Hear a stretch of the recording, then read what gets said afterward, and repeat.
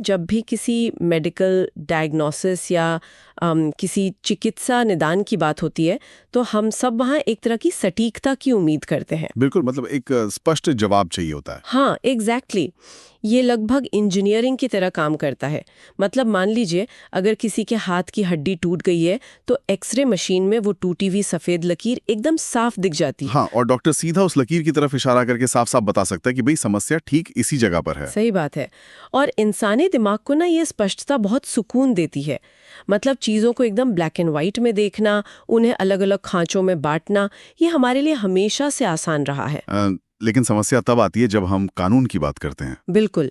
जैसे ही हम सत्ता, नागरिकों के अधिकार और इस कानूनी दुनिया में कदम रखते हैं, अचानक से वो जो हमारी एक्सरे मशीन है ना, वो काम करना बंद कर देती है। सच कहूं तो वहां हमें एक ऐसे डायग्नोस्टिक परिदृश्य का सामना करना पड़ता है जो काफी धुंधला है। राइट। मतलब ये तय करना बेहद पेचीदा हो जाता है कि राज्य या सरकार ने कब अपनी हद पार कर दी और कब एक आम नागरिक के अधिकार का हनन शुरू हो गया। देखिए, इसी स्थिति को ना कानूनी दुनिया का निदानात्मक धुंधलापन या कहें तो डायग्नोस्टिक मडी वाटर्स कहा जा सकता है। मडी वाटर्स, हाँ। मतलब सत्ता की सीमाएं कहाँ खत्म होती हैं और नागरिक की आजादी कहाँ से शुरू होती है, इसके बीच कभी भी एक सीधी लकीर नहीं खींची जा सकती। ये हमेशा से एक ग्रे एरिया रहा है। हमेशा से। और यही इस विषय को इतना दिलचस्प बनाता है। तो चलिए आज इस गहन चर्चा में इसे थोड़ा और विस्तार से समझते हैं। सुनने वालों के लिए और खासकर जो विधि के छात्र हमारे साथ जुड़े हैं, आज का हमारा मिशन इसी धुंधलेपन को साफ करने का है। बिल्कुल। आज हम भारतीय संविधान के भाग 3 में जो मौजूद मौलिक अधिकार है, फंडामेंटल राइट्स, उनके जटिल कानूनी पहलुओं को डिकोड कर रहे हैं, जो कि अनुच्छेद 12 से लेकर 35 तक फैले हुए हैं। सही कहा। और ये अधिकार ना सिर्फ कानून के पन्नों पर दर्ज कुछ नियम नहीं है, इनका ऐतिहासिक महत्व बहुत गहरा है, क्योंकि संविधान निर्माताओं ने इन अधिकारों की प्रेरणा अमेरिकी संविधान से ली थी। और ये कोई छोटी मोटी बात नहीं थी। बिल्कुल नहीं। मतलब सदियों तक जो लोग प्रजा बनकर रहे, उन्हें रातों रात नागरिक का दर्जा दे देना, ये एक बहुत बड़ा दार्शनिक बदलाव था। यहाँ सबसे दिलचस्प बात यह है कि इन मौलिक अधिकारों की प्रकृति को कानूनी दर्शन में मुख्य रूप से नकारात्मक या नेगेटिव माना जाता है। नकारात्मक। लेकिन आम बोलचाल में तो नकारात्मक शब्द सुनते ही किसी बुरी चीज का एहसास होता है ना? हाँ, आम जिंदगी में ऐसा ही है। लेकिन विधि के क्षेत्र में, इस कानूनी ढांचे के भीतर, इस नकारात्मक का अर्थ नागरिकों के लिए बहुत ही सकारात्मक परिणाम लेकर आता है। अच्छा, इस नकारात्मक प्रतिबंध वाले विचार को अगर मैं एक एनालॉजी से समझाऊं तो यह एक बेहद ताकतवर मशीन पर लगाम कसने जैसा है। बिल्कुल सटीक एनालॉजी है। मतलब राज्य के पास पुलिस है, सेना है, अथाह संसाधन है। ऐसे में ये जो अधिकार हैं उस विशाल मशीनरी के लिए नेगेटिव कंस्ट्रेंट का काम करते हैं। हाँ, ये सीधे तौर पर राज्य को कुछ काम करने से रोकते हैं। राइट। ये एक तरह का आदेश है कि सरकार किसी नागरिक के इस विशेष दायरे में घुसपैठ नहीं कर सकती। अगर इस बात को थोड़ा और गहराई से देखा जाए तो ये अधिकार एक लक्ष्मण रेखा खींचते हैं। जब भी राज्य उस रेखा को पार करने की कोशिश करता है तो संविधान का यह हिस्सा उसे वापस धकेल देता है। सत्ता चाहे कितनी भी मजबूत क्यों ना हो, वो इन अधिकारों के सामने बौनी हो जाती है। तो अगर राज्य के पास इतनी शक्ति है और उस पर लगाम लगाना इतना जरूरी है, तो मेरे ख्याल से सबसे पहला सवाल यही उठता है कि ये राज्य आखिर है कौन? और कानूनी खजाने का जो पहला पन्ना है, यानी हमारा अनुच्छेद 12, वो इसी को परिभाषित करता है। बिल्कुल।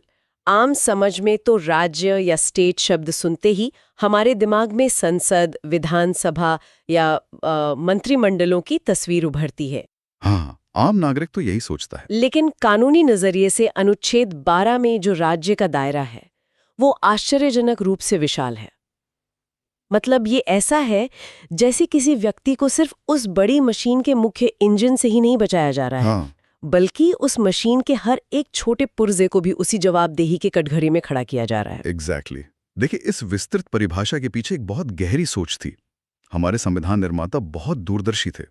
वो जानते थे कि सरकार भविष्य में कई तरह के रूप ले सकती है। इसलिए अनुच्छेद 12 में सिर्फ केंद्रीय राज्य सरकारें शामिल नहीं है, इसमें हर वो स्थानीय निकाय शामिल है जिसके पास कोई भी अथॉरिटी है, जैसे आपकी ग्राम पंचायत हो गई या नगर पालिका। अच्छा। और बात यही खत्म नहीं होती।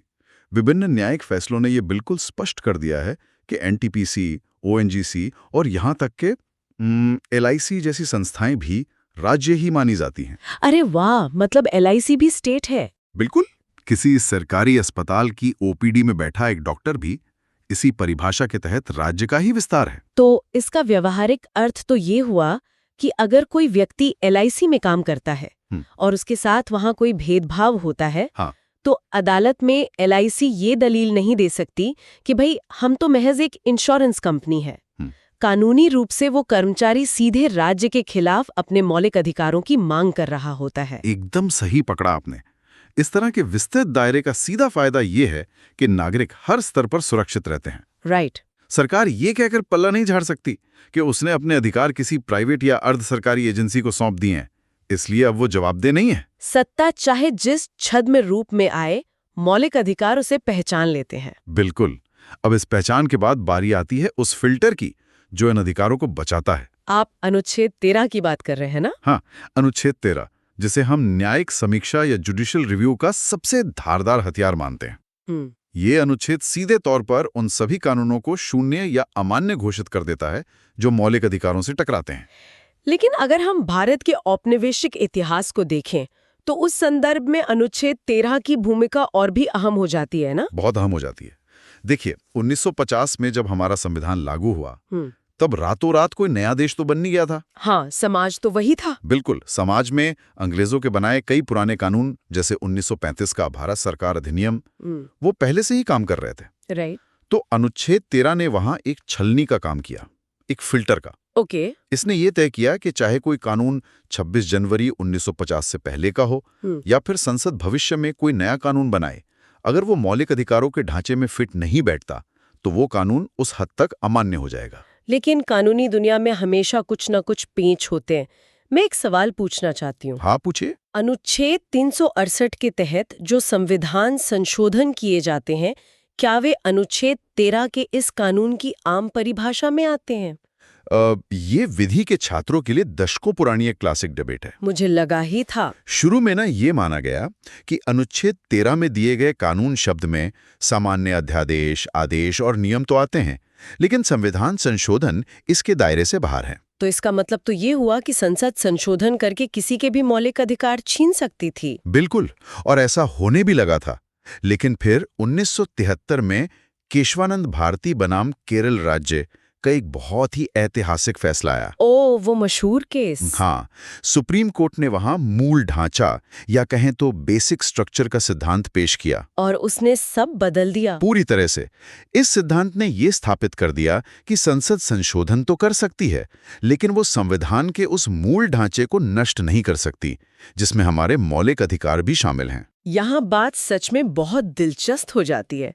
राज्य की परिभाषा और कानून की सीमाओं को समझने के बाद मुझे लगता है अब हमें समानता के अधिकार पर चर्चा करनी चाहिए, जो अनुच्छेद 14 से 18 तक फैला हुआ है। बिल्कुल, ये बहुत महत्वपूर्ण हिस्सा है। अनुच्छेद 14 में ना 2 अलग-अलग सिद्धांतों का जिक्र है।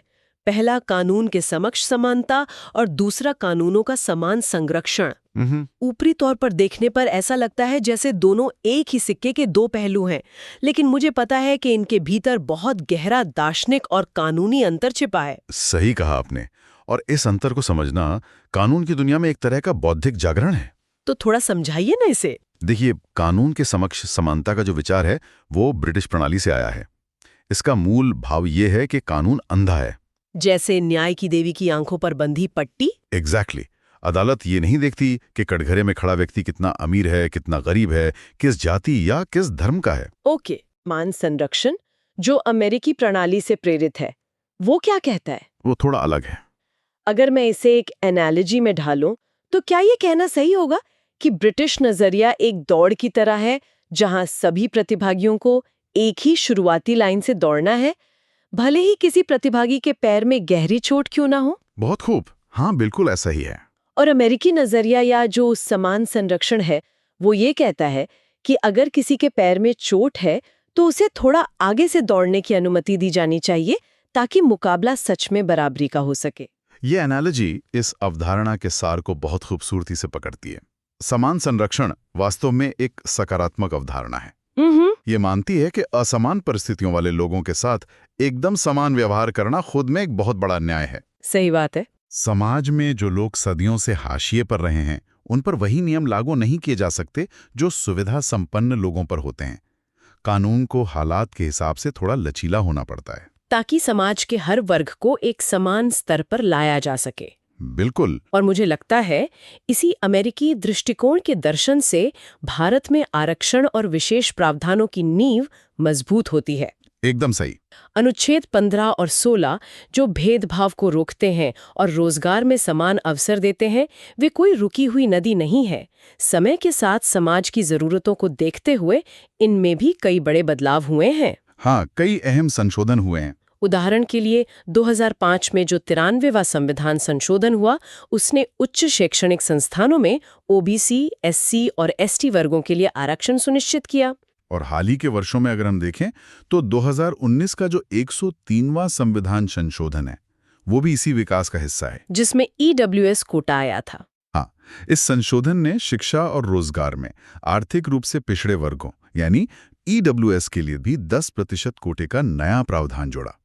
तो ये इस बात का प्रमाण है कि समानता की जो कानूनी परिभाषा है, वो समय और समाज की बदलती आर्थिक वास्तविकताओं के साथ खुद को ढाल रही है। बिल्कुल ढाल रही है, लेकिन सच्ची समानता तब तक स्थापित नहीं हो सकती जब तक समाज की गहरी ऐतिहासिक जड़ों में बैठी बुराइयों को ना उखाड़ा जाए। आप छुआछूत की बात कर रहे हैं? हाँ, अनुच्छेद 17 इसी दिशा में काम करता है और अस्पृश्यता या छुआछूत का पूरी तरह से अंत करता है। और इसे सिर्फ कागजों तक सीमित ना रखते हुए संसद ने नागरिक अधिकार संरक्षण अधिनियम जैसे सख्त कानून भी बनाए हैं, ताकि इसका कड़ाई से पालन हो सके। सही कहा। और इसके साथ ही अनुच्छेद 18 का महत्व भी कम नहीं है, जो उपाधियों का अंत करता है। ब्रिटिश राज के दौरान जो बांटी जाती थी, हाँ, वो राय बहादुर या सर जैसी पदवियां, वो समाज में एक कृत्रिम ऊंच नीच पैदा करती थीं। आजाद भारत में ऐसी किसी भी वंशानुगत या राजशाही उपाधि के लिए कोई जगह नहीं छोड़ी गई। अच्छा, इन उपाधियों के अंत को लेकर ना अक्सर एक आम उलझन सामने आती है। कैसी उलझन? मतलब जो हमारे राष्ट्रीय सम्मान है, जैसे भारत रत्न, पद्म विभूषण या पद्मश्री, कई लोग इन्हें भी उपाधि मान लेते हैं। ये एक बहुत ही तार्किक उलझन है, लेकिन सुप्रीम कोर्ट ने इसे बहुत स्पष्ट रूप से सुलझाया है। क्या कहा कोर्ट ने? अदालत के अनुसार ये जो सम्मान है, ये उपाधियां या टाइटल्स नहीं हैं, बल्कि ये अलंकरण हैं, यानी अवार्ड्स हैं। ओके, तो दोनों में फर्क है? बहुत बड़ा फर्क है। अनुच्छेद 18 सिर्फ उन उपाधियों पर रोक लगाता है जो बिना किसी योग्यता के महज वंश या चाटुकारिता के आधार पर मिलती थी, जबकि राष्ट्रीय सम्मान तो व्यक्ति की असाधारण सेवा या प्रतिभा को मान्यता देते हैं। बिल्कुल। हालांकि इसमें एक शर्त जरूर है। वो क्या? कि कोई भी व्यक्ति इन सम्मानों को अपने नाम के आगे या पीछे किसी पदवी की तरह इस्तेमाल नहीं कर सकता। अच्छा, मतलब आप अपने विजिटिंग कार्ड पर भारत रत्न फला फला नहीं लिखवा सकते। एग्जैक्टली। समानता के इस मजबूत आधार के बाद मुझे लगता है अब हमें चर्चा का रुख आजादी के बदलते मायनों की तरफ मोड़ना चाहिए, और खासकर अनुच्छेद 21 के उस जादुई छाते की तरफ जिसने भारत में जीवन के अर्थ को ही बदल दिया है। वो तो हमारे संविधान का बहुत ही खूबसूरत हिस्सा है। उससे पहले अनुच्छेद 19 से 22 तक स्वतंत्रताओं का एक पूरा ढांचा है। अनुच्छेद 19 अपने आप में 6 तरह की महत्वपूर्ण स्वतंत्रताएं देता है, जैसे बोलने की आज़ादी, शांतिपूर्वक इकट्ठा होने, संगठन बनाने, पूरे देश में आबाद रूप से घूमने, कहीं भी बसने और व्यापार करने की आज़ादी। और समय के साथ इन स्वतंत्रताओं के मायने बहुत विस्तृत हुए हैं। कैसे? देखिए, वाक एवं अभिव्यक्ति की स्वतंत्रता अब सिर्फ चौराहे पर भाषण देने या अखबार में लेख लिखने तक सीमित नहीं रह गई है। हाँ, आज के डिजिटल युग में अनुच्छेद 19(1)(a) के तहत इंटरनेट तक पहुंच का अधिकार भी तो इसी अभिव्यक्ति की आज़ादी का हिस्सा बन चुका है। बिल्कुल बन चुका है। इसके अलावा ना मैंने कहीं पढ़ा था कि इसमें चुप रहने का अधिकार या राइट टू रिमेन साइलेंट भी शामिल है। हाँ, बिल्कुल शामिल है। ये अधिकार तो शायद हर उस इंसान का पसंदीदा होगा जो आज के दौर में पारिवारिक व्हाट्सएप ग्रुप्स के शोर से बचना चाहता है। ये बहुत ही मजेदार और सटीक उदाहरण है। मतलब अगर कोई कुछ नहीं बोलना चाहता तो ये खामोशी भी उसका मौलिक अधिकार है। एकदम सही। और इन स्वतंत्रताओं के इतिहास में एक और बड़ा मोड़ तब आया था जब संपत्ति के अधिकार को इस सूची से बाहर कर दिया गया। अच्छा, वो पहले मौलिक अधिकार था? हाँ, मूल संविधान में ये अनुच्छेद 19(1) F और 31 के तहत एक मौलिक अधिकार था। तो इसे हटाया क्यों गया? क्योंकि सरकार को भूमि सुधार लागू करने और विकास कार्यों के लिए जमीन अधिग्रहण करने में भारी कानूनी अड़चनों का सामना करना पड़ रहा था।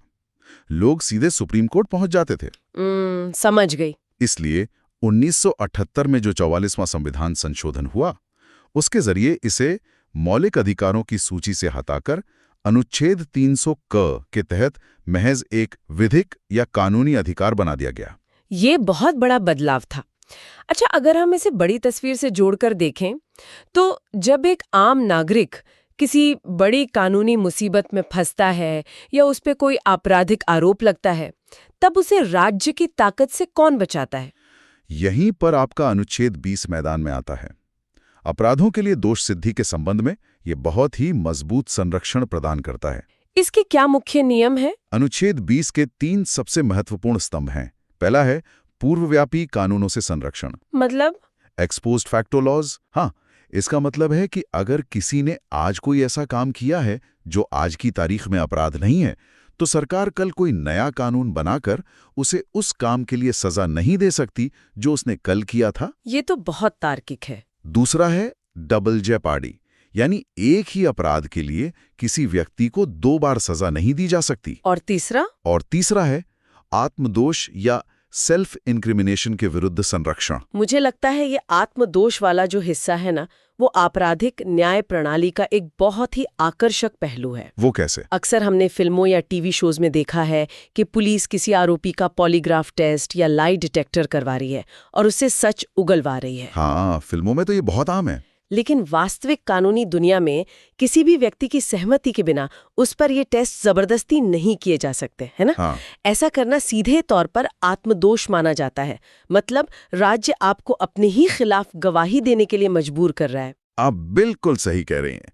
इस नियम के पीछे का तर्क ये है कि किसी इंसान के दिमाग और उसके विचारों पर सिर्फ उसका अपना अधिकार है। राज्य किसी रासायनिक या तकनीकी तरीके से उसके दिमाग में घुसपैठ नहीं कर सकता। लेकिन एक बात बताइए, जांच के लिए पुलिस अक्सर डीएनए टेस्ट करवाती है या फिंगरप्रिंट लेती है, क्या वो आत्मदोष नहीं है?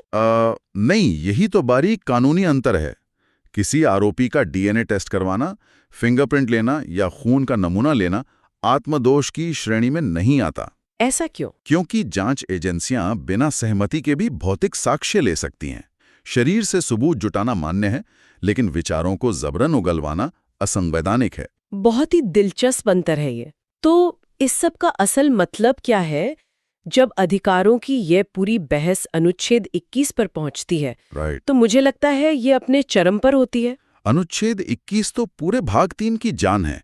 हालांकि अनुच्छेद 21 की भाषा बहुत ही सरल है कि किसी भी व्यक्ति को उसके प्राण या दैहिक स्वतंत्रता से विधि द्वारा स्थापित प्रक्रिया के बिना वंचित नहीं किया जाएगा। पढ़ने में ये बहुत सीधा लगता है। हाँ, लेकिन 1978 के मेनका गांधी बनाम भारत संघ मामले ने इस एक वाक्य के मायने हमेशा के लिए बदल दिए। मेनका गांधी मामला सच में भारतीय न्यायिक इतिहास का एक ऐसा मोड़ था जिसने अधिकारों की पूरी दिशा बदल दी। क्या हुआ था उस केस में? सरकार ने बिना कोई ठोस कारण बताए उनका पासपोर्ट जब्त कर लिया था। ओके। जब मामला सुप्रीम कोर्ट पहुंचा, तो अदालत ने सिर्फ विदेश जाने के अधिकार पर बात नहीं की। अदालत ने कहा कि अनुच्छेद 21 के तहत जो जीवन का अधिकार है, उसका मतलब सिर्फ एक जैविक प्राणी की तरह सांस लेना या शारीरिक रूप से जिंदा रहना नहीं है। तो फिर क्या है? इसका मतलब है गरिमापूर्ण जीवन या dignified life. Dignified life, right. और ये फैसला इतना बड़ा था कि इसने विधि द्वारा स्थापित प्रक्रिया को लगभग अमेरिकी उचित प्रक्रिया या ड्यू प्रोसेस के समकक्ष लाकर खड़ा कर दिया। मतलब कानून सिर्फ मौजूद नहीं होना चाहिए, उसे न्यायसंगत और उचित भी होना चाहिए। बिल्कुल। और इस गरिमापूर्ण जीवन की परिभाषा के बाद तो अनुच्छेद 21 एक ऐसा जादुई छाता बन गया जिसके नीचे अनगिनत अधिकार समाते चले गए। हाँ, न्यायपालिका ने इसकी बहुत व्यापक व्याख्या की है। जैसे रामलीला मैदान मामले के बाद शांति से सोने का अधिकार भी इसका हिस्सा बन गया, क्योंकि भाई नींद के बिना गरिमापूर्ण जीवन कैसे जिया जा सकता है। सही बात है। इसी तरह स्वच्छ पर्यावरण का अधिकार और पुट्टास्वामी मामले के बाद निजता या प्राइवेसी का अधिकार भी इसी छाते के नीचे आ गया। और बात सिर्फ जीवन तक सीमित नहीं रही। हाँ, यहाँ तक कि गरिमा के साथ मृत्यु का अधिकार, जिसे पैसिव यूथेनेजिया कहा जाता है, वो भी इस अनुच्छेद का विस्तार बन चुका है। और आपको पता है, इसी गरिमापूर्ण जीवन को आधार देने के लिए शिक्षा का होना सबसे जरूरी माना गया। इसीलिए अनुच्छेद 21A जोड़ा गया। एग्जैक्टली 2002 में 86वें संविधान संशोधन के जरिए अनुच्छेद 21A जोड़ा गया। इसने 6 से 14 वर्ष तक के बच्चों के लिए निःशुल्क और अनिवार्य प्राथमिक शिक्षा को एक पूर्ण मौलिक अधिकार का दर्जा दे दिया। ये एक बहुत ही सकारात्मक कदम था। अब अगर आगे बढ़ें तो जीवन के इस अधिकार के तुरंत बाद अनुच्छेद 22 की व्यवस्था है, जो मनमानी गिरफ्तारी के खिलाफ एक ढाल का काम करता है। इसमें नियम है कि किसी भी गिरफ्तार व्यक्ति को 24 घंटे के भीतर मजिस्ट्रेट के सामने पेश करना अनिवार्य है। लेकिन एक लोकतांत्रिक देश में भी इसमें एक बहुत ही सख्त अपवाद मौजूद है, निवारक निरोध या प्रिवेंटिव डिटेंशन। प्रिवेंटिव डिटेंशन ये एक बहुत ही विवादित विषय रहा है।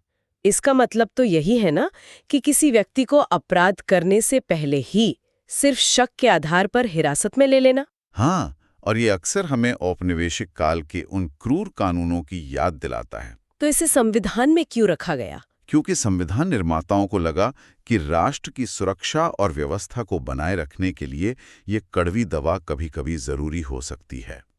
ओके। इसलिए प्रिवेंटिव डिटेंशन के तहत जिन लोगों को गिरफ्तार किया जाता है, उन पर 24 घंटे वाला सामान्य नियम लागू नहीं होता। ये तो काफी खतरनाक हो सकता है। हो सकता है, लेकिन उनके लिए भी एक सलाहकार बोर्ड की समीक्षा जैसी कुछ प्रक्रियाएं तय की गई हैं ताकि अधिकारों का हनन न हो। अधिकारों के इस सफर में आगे बढ़ते हुए अब शोषण के विरुद्ध अधिकार और धार्मिक तथा सांस्कृतिक अधिकारों का ढांचा सामने आता है। अनुच्छेद 23 और 24। हाँ, अनुच्छेद 23 मानव व्यापार और बलात् श्रम यानी बिना पैसे दिए जबरन मजदूरी कराने पर सख्त रोक लगाता है। ये इंसानी गरिमा की रक्षा का एकदम सीधा उपाय है। लेकिन इस अनुच्छेद में भी एक बहुत ही महत्वपूर्ण अपवाद छिपा है जो विधि के छात्रों को जरूर पता होना चाहिए। कौन सा अपवाद? अनुच्छेद 23(2 ये प्रावधान करता है कि अगर राष्ट्र पर कोई भारी संकट आता है या देश को जरूरत होती है तो राज्य सार्वजनिक प्रयोजन के लिए नागरिकों पर अनिवार्य सेवा लागू कर सकता है। जैसे अनिवार्य सैन्य सेवा? बिल्कुल। सेना में अनिवार्य भर्ती इसका एक उदाहरण हो सकती है और कानून की नज़र में इसे शोषण या बलात्श्रम नहीं माना जाएगा। अच्छा, ये बहुत जरूरी पॉइंट था।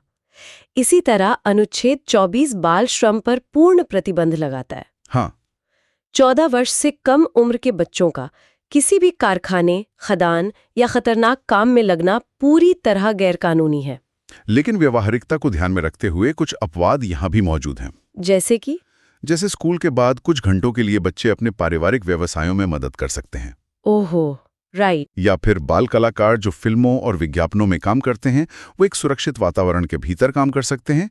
ये सुनिश्चित करता है कि बच्चों का विकास ना रुके। समझ गए। अब बात करते हैं धार्मिक स्वतंत्रता की, जो अनुच्छेद 25 से 28 के बीच दी गई है।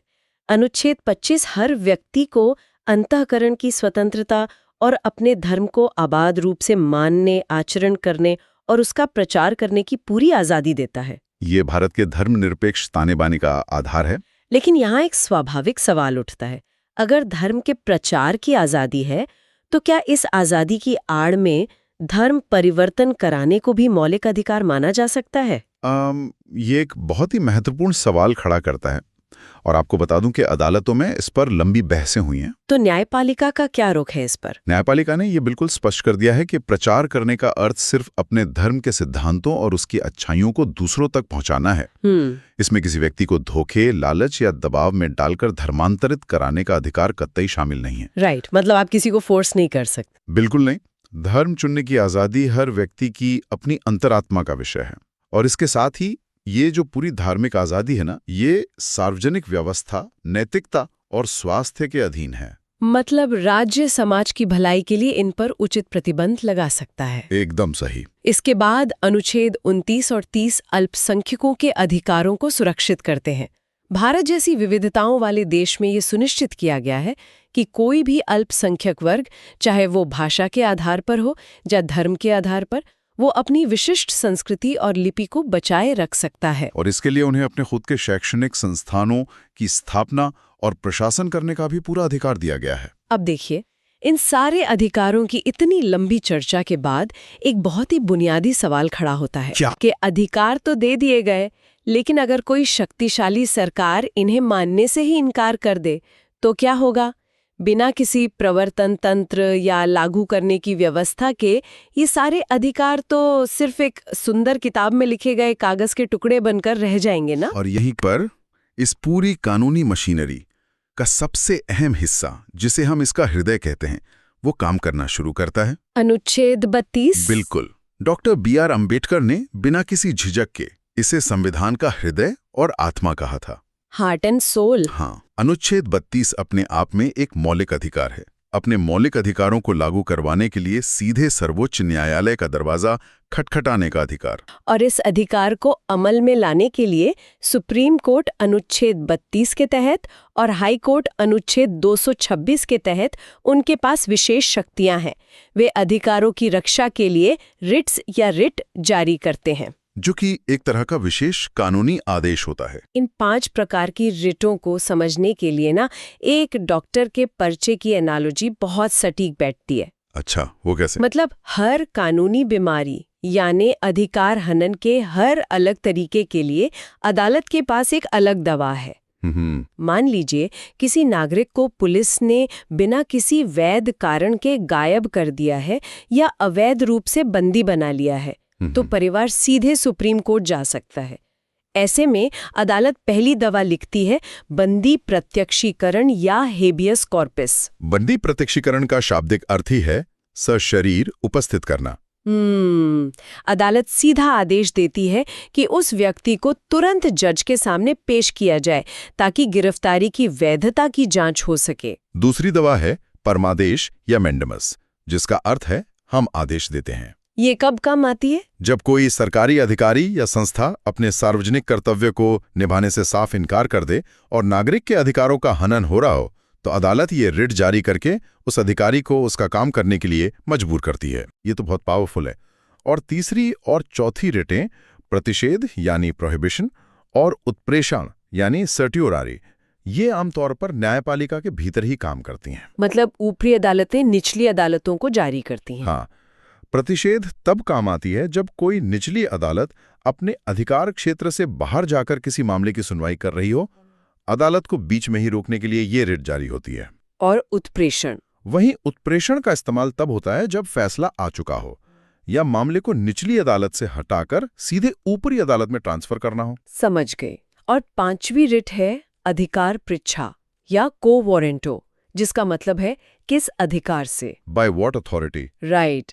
अगर कोई व्यक्ति अवैध रूप से किसी बड़े सरकारी पद पर काबिज हो जाए तो अदालत सीधे उससे पूछ सकती है कि वह किस अथॉरिटी से इस कुर्सी पर बैठा है। और इस रिट की सबसे खास बात जानते हैं क्या है? क्या? आमतौर पर अदालतों में सिर्फ पीड़ित व्यक्ति ही गुहार लगा सकता है, लेकिन ये एकमात्र ऐसी रिट है जिसे कोई भी आम नागरिक सार्वजनिक हित में दायर कर सकता है। अरे वाह, ये तो नागरिकों के लिए बहुत बड़ी बात है। हाँ, लेकिन ये जानना भी जरूरी है कि राष्ट्रीय सुरक्षा और अनुशासन के सामने कुछ अधिकार सीमित भी किए जा सकते हैं। आप अनुच्छेद 33, 34 और 35 की बात कर रहे हैं? बिल्कुल। सशस्त्र बलों, पुलिस और खुफिया एजेंसियों के सदस्यों के मौलिक अधिकार प्रतिबंधित किए जा सकते हैं ताकि वे बिना किसी बाधा के अपना कर्तव्य निभा सकें। इसी तरह जब देश के किसी हिस्से में सैन्य शासन या मार्शल लॉ लागू होता है, तब भी सामान्य मौलिक अधिकारों को निलंबित किया जा सकता है। ये स्वतंत्रता और राष्ट्र की अखंडता के बीच एक बहुत ही नाजुक लेकिन जरूरी संतुलन है। तो इस पूरी कानूनी यात्रा का सार यही है कि मौलिक अधिकार कोई स्थिर पत्थर नहीं है, बल्कि ये एक जीवित, सांस लेता हुआ ढांचा है। एकदम सही। ये व्यक्तिगत आज़ादी और राष्ट्र की व्यापक हित के बीच लगातार एक बेहतरीन संतुलन बनाने की कोशिश कर रहा है। समय के साथ ये अधिकार विकसित हो रहे हैं, जैसे आज निजता और डेटा प्रोटेक्शन इसी का हिस्सा बन चुके हैं। और इसी विकास को देखते हुए एक बहुत ही गहरा दार्शनिक सवाल उभरता है। कैसा सवाल? देखिए, आज के डिजिटल युग में जहां आर्टिफिशियल इंटेलिजेंस और जटिल एल्गोरिदम इंसानी जीवन के सबसे बड़े फैसले ले रहे हैं कि किसे नौकरी मिलेगी, किसे लोन मिलेगा, कौन सा डेटा कैसे और कहां इस्तेमाल होगा, ये सब एक ब्लैक बॉक्स में हो रहा है। हाँ, तकनीक तो बहुत तेजी से आगे बढ़ रही है। ऐसे में क्या भविष्य में विधि के छात्रों और नीति निर्माताओं को एक नए अधिकार की वकालत करने की जरूरत महसूस होगी? क्या एल्गोरिदम से शासित न होने का मौलिक अधिकार हमारे संविधान का अगला बड़ा अध्याय बनेगा? बाप रे, ये तो सच में एक बहुत ही गहरा दार्शनिक और कानूनी सवाल है जिस पर गहराई से विचार किया जाना चाहिए। बिल्कुल। समाज और तकनीक जिस गति से बदल रहे हैं, शायद भविष्य में जब अधिकारों का वो संवैधानिक एक्सरे देखा जाएगा तो उसमें कुछ नई लकीरें, कुछ नई मशीनरी और कुछ ऐसे नए अधिकार उभर कर सामने आएंगे जो आज की कल्पना से भी परे हैं। अधिकारों की यात्रा कभी खत्म नहीं होती। सही कहा, ये हमेशा जारी रहती है। आज की इस गहन चर्चा में जुड़ने के लिए और इसे इतना आसान बनाने के लिए आपका धन्यवाद। मुझे भी बहुत मजा आया। और हमारे सुनने वालों को भी शुक्रिया। सोचने के लिए बहुत कुछ है आज, तो सोचते रहिए और सवाल पूछते रहिए। मिलते हैं अगले